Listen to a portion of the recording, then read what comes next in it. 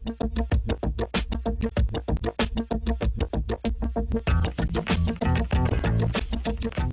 been asked to do a video that just kind of covers what all of the different buttons on the back of the Canon T4i do.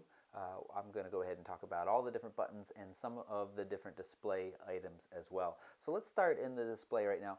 I am in P mode. It's important to note that you get slightly different displays on the back in the different modes, and of course, as I've shown in my other videos, when you are in any of the basic modes, those are the little pictures on the dial like the portrait, landscape, you get very few menu options. To see all of your menu options, you should be in one of the creative modes, P, TV, AV, and M, and if you're scared of those, please see my other videos because they really aren't scary. So in P mode, the menu button brings us into the menu with the full range of options, including the My Menu option, which I showed how to set in another video.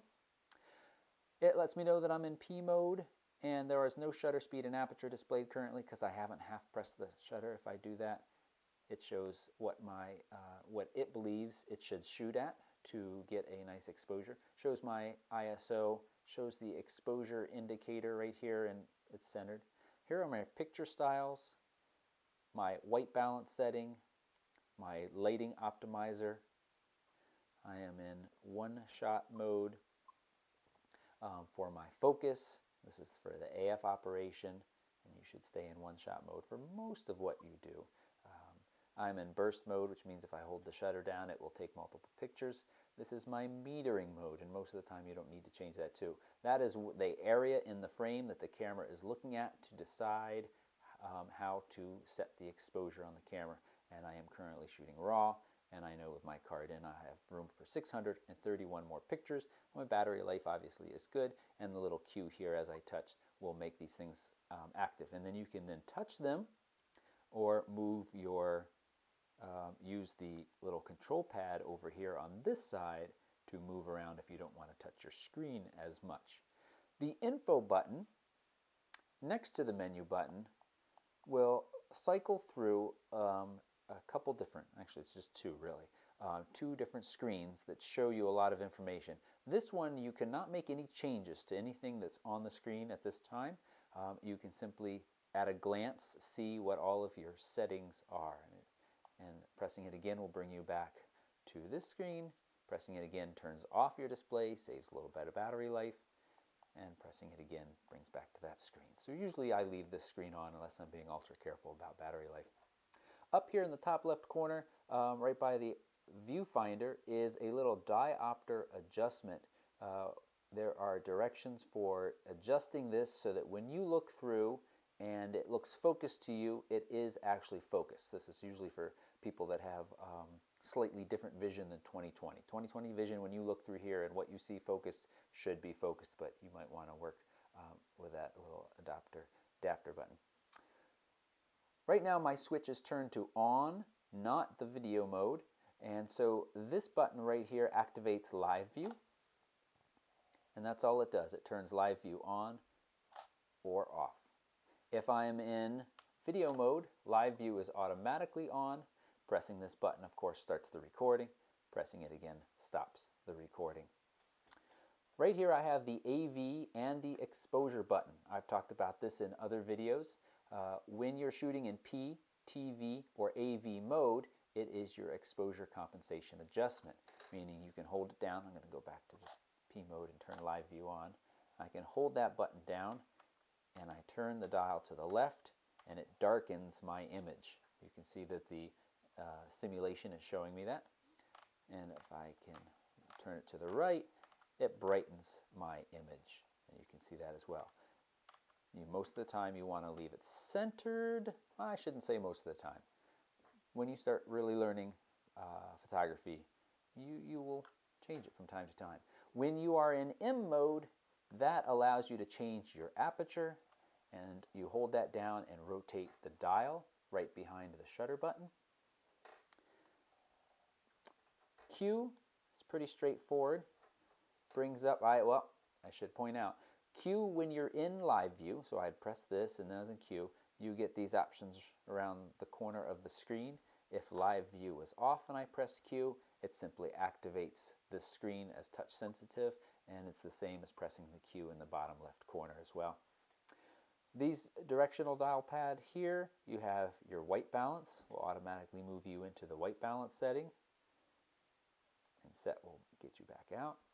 Your burst rate, or your drive mode as they call it, and you have the self-timer 2 seconds, and self-timer, and then ask it after a few seconds to take multiple pictures.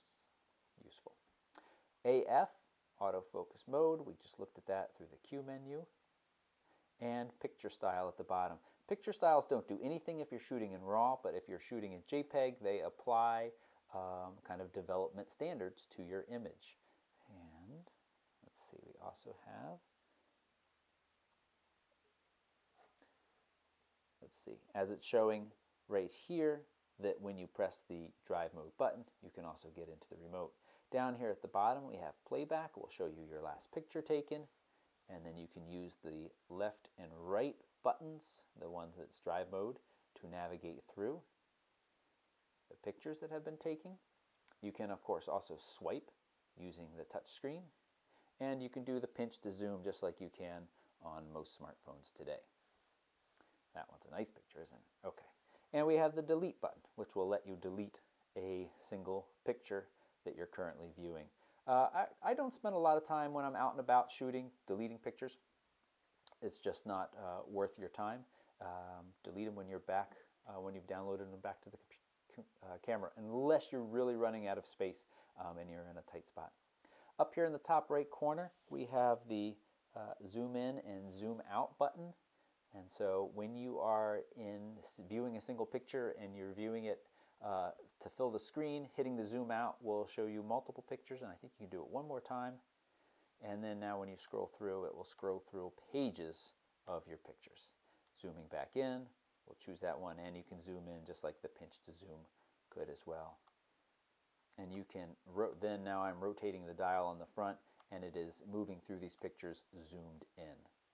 So that's those two there. They also are the auto exposure lock. I'll talk more about that in another video.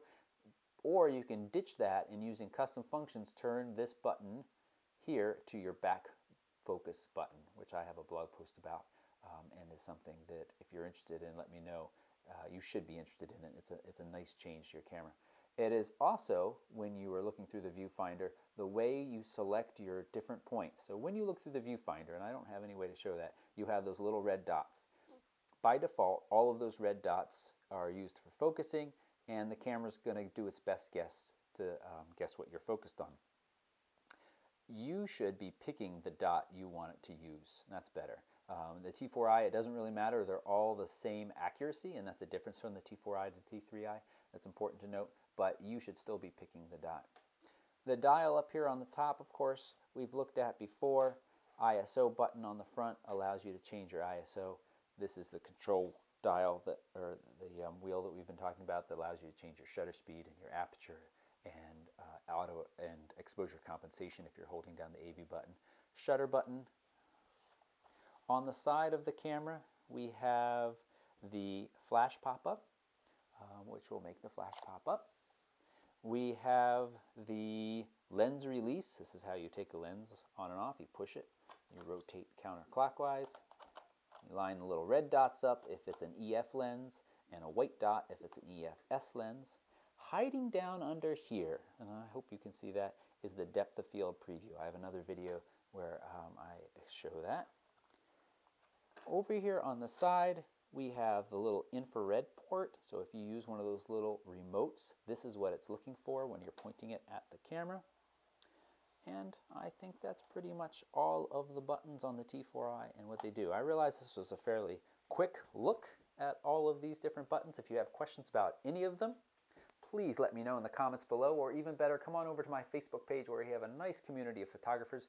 I would be happy to answer questions over there. I post new blog posts, videos, giveaways from time to time, so it's really worthwhile to take a moment and come on over there. And if you plan on buying anything from Amazon, I would appreciate it if you use the links below this video. It allows me to keep these videos ad-free and keep producing them. So I appreciate you watching, and if you haven't already, please subscribe.